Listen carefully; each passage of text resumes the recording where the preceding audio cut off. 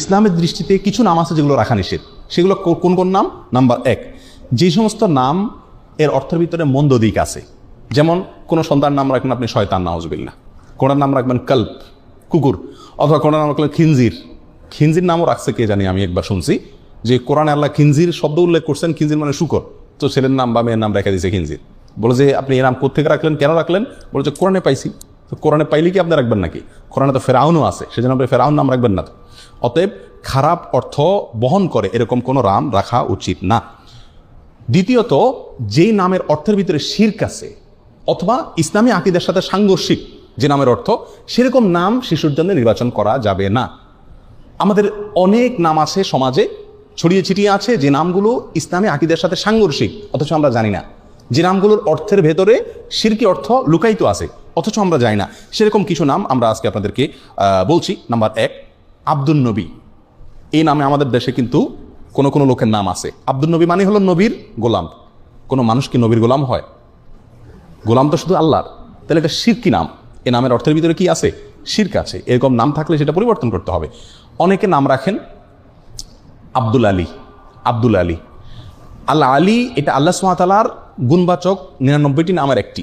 সেই হিসাবে আপনি রাখতে পারেন। আলী মানে হলো উঁচু, মহান, আল্লাহর গোলাম।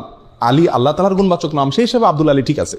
কিন্তু সাধারণত আমাদের সমাজে আলী রাদিয়াল্লাহু তাআলা আনহুর নামে এ ধরনের নাম রাখা হয়ে থাকে। যদি এখানে আলী বলতে খলিফা আলী রাদিয়াল্লাহু তাআলা আনহুকে উদ্দেশ্য করা হয়, তাহলে আলী মানে হলো ইসলামের চতুর্থ খলিফা আলী রাদিয়াল্লাহু তাআলা আনহুর গোলাম, তাহলে সেটাও কি হবে? শিরকি অর্থ বহন করবে। আর এখানে যে আলী রাদিয়াল্লাহু তাআলা আনহুকে উদ্দেশ্য নেওয়া হচ্ছে, মিন করা হচ্ছে, তার অনেকগুলো প্রমাণও আছে, ইঙ্গিত পাওয়া যায়। এই জন্য এই ধরনের নাম রাখার ক্ষেত্রে সাবধান থাকা উচিত। আলী রাদিয়াল্লাহু তাআলা আনহুকে ঘিরে আর অনেকগুলো নাম আছে আমাদের সমাজে, যেগুলো সংস্কার হওয়া উচিত, যে নামগুলো রাখতে আমাদের সচেতন এবং সাবধান হওয়া উচিত। তার ভিতরে একটা হলো কারামত আলী। কারামত আলী মানে হলো আলীর কারামত। সাধারণত শিয়ারা এই সমস্ত নাম রাখে।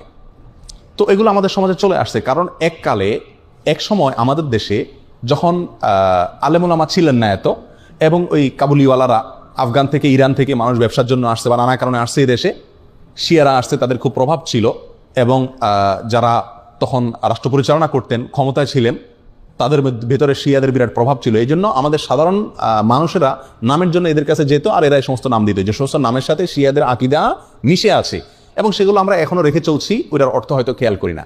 কারামত আলী মানে হলো আলী রাদিয়াল্লাহু তাআলার কারামত। যেহেতু ওরা আলী রাদিয়াল্লাহু তাআলাকে খুব বেশি ভক্তি করে, অতিভক্তি করে, এই জন্য সব নামের মধ্যে আপনারা আলী, হাসান, হোসেন এই 3 নাম পাবেন। আমাদের দেশে যত নাম আছে, বেশিরভাগ বা বিরাট একটা অংশ আছে নামের, যে নামের শেষে কি পাবেন? আলী অথবা হাসান অথবা হোসেন। শরবত আলী, কারামত আলী, কামরুল হোসেন, দেলোয়ার হোসেন। এখানে যদি খোঁজেন এই মজলিসে, আমার মনে হয় অর্ধেকের বেশি নাম পাবেন যাদের নামের শেষে হয় হাসান আছে, আর না হোসেন আছে, আর না হয় আলী আছে। এটা ওখান থেকে আসছে। আমরা হয়তো সেই দৃষ্টিকোণ থেকে রাখি না, কিন্তু এগুলার থেকে আমাদের বের হয়ে আসা উচিত। রাসূল আকরাম সাল্লাল্লাহু আলাইহি সাল্লামের প্রতি মহব্বত থেকে তার প্রিয় দৌহিত্র হাসান হোসেনের নামে নাম রাখেন, খুব ভালো কথা। আলী রাদিয়াল্লাহু তাআলা আনহুর প্রতি মহব্বতের কারণে আহলে বাইতের সদস্য সেই হিসেবে তার নামে নামকরণ করেন, কোনো সমস্যা নাই। কিন্তু আপনার নামের সঙ্গে এই 3 জন সাহাবীর নাম শুধু লাগাচ্ছেন, কই নামের শেষে তো আবু বকর লাগান না, ওমর লাগান না, তাহলে শুধু এই 3 জনের নাম কেন লাগাচ্ছেন?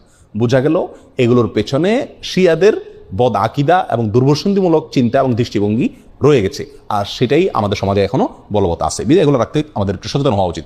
অনেকে নাম রাখেন রহমত আলী। রহমত আলী, রহমত আলী মানে আলীর রহমত, রহমত হবে আল্লাহর।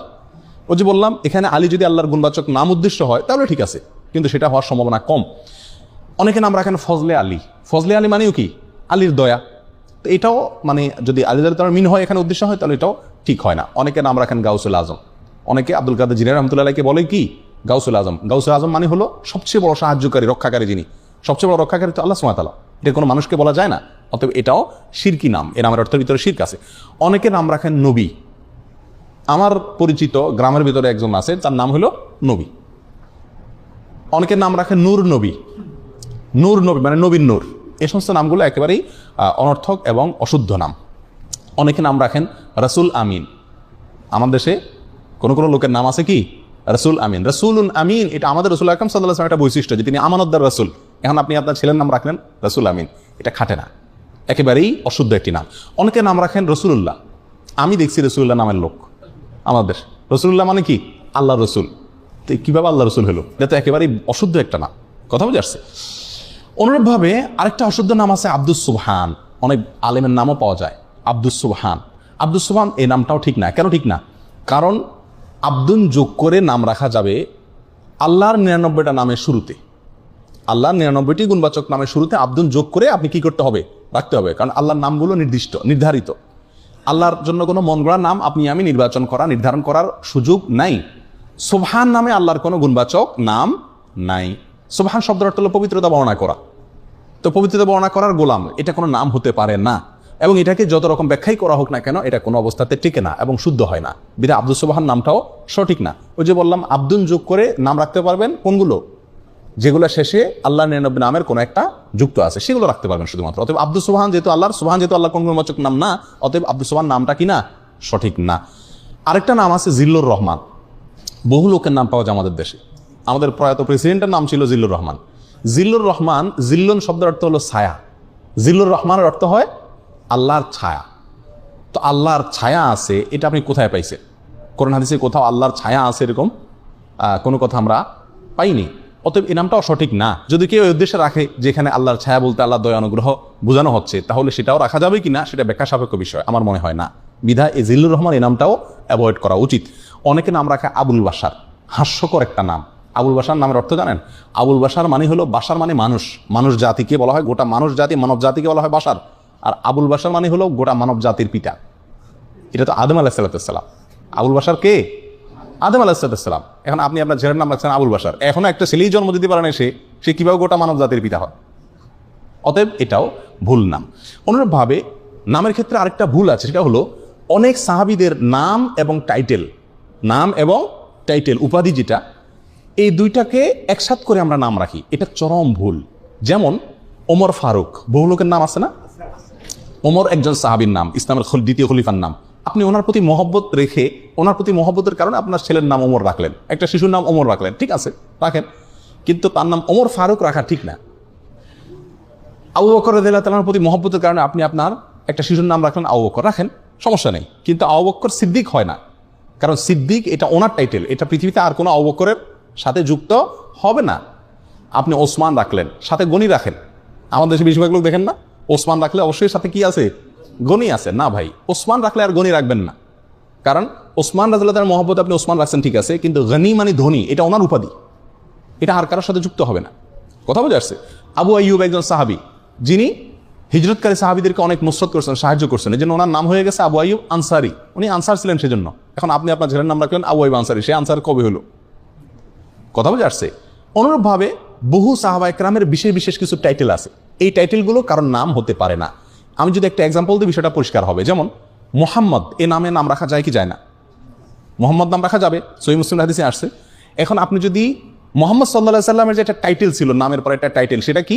মুহাম্মাদুর রাসূলুল্লাহ। এখন আপনি যদি আপনার সন্তানের নাম রাখেন মোহাম্মদ রাসূলুল্লাহ, খাটবে? আপনার সন্তান কি আল্লাহ রসুল মোহাম্মদ? না, এটা তো অন্য মোহাম্মদ। আরও সহজ হবে, পরিষ্কার হবে আমাদের দেশের এক্সাম্পল দিলে। শেখ মুজিবুর রহমান, মরহুম শেখ মুজিবুর রহমান, ওনার প্রতি মহব্বত করে আপনি কোনো সন্তানের নাম রাখলেন মুজিবুর রহমান, এটা ঠিক আছে, চলে। জিয়াউর রহমান, মরহুম জিয়াউর রহমান, তার প্রতি মহব্বত করে আপনি আপনার কোনো সন্তানের নাম জিয়াউর রহমান রাখলেন, এটাও চলে। চলে না? চলে না। এবং অনেকে রাখেও। আপনি যদি রাখেন বঙ্গবন্ধু শেখ মুজিবুর রহমান, তাহলে নামটা কি শুদ্ধ হবে? আপনি যদি প্রেসিডেন্ট জিয়াউর রহমান রাখেন, এটা শুদ্ধ হবে? আপনি যদি বেগম খালেদা জিয়া রাখেন, শুদ্ধ হবে? আপনি যদি প্রেসিডেন্ট হোসেন মোহাম্মদ এরশাদ রাখেন, শুদ্ধ হবে? কেন হবে না?